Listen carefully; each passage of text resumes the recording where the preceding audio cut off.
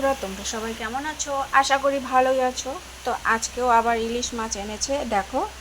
তো ইলিশ মাছগুলোকে লবণ হলুদ সরষের তেল দিয়ে আমার শাশুড়ি মা মেখে রেখেছে। এবার আমি হালকা করে ভেজে নেব। তো এই যে আমি তেলের মধ্যে দিয়ে দিয়েছি, হালকা হালকা করে ভেজে নেব। তো এটাকে আমি পুরো মাছের ঝোল করব। তোমরা সবাই দেখতে থেকো, আমার পাশে থেকো। নেক্সটে আরও সুন্দর সুন্দর ভিডিও নিয়ে আসবো।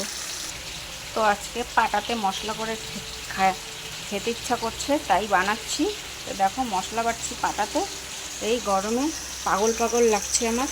তো মাছগুলো আমার ভাজা হয়ে গেছে, জিরা ফোড়ন দিয়েছি। এই সবজিগুলো দিয়ে দেবো।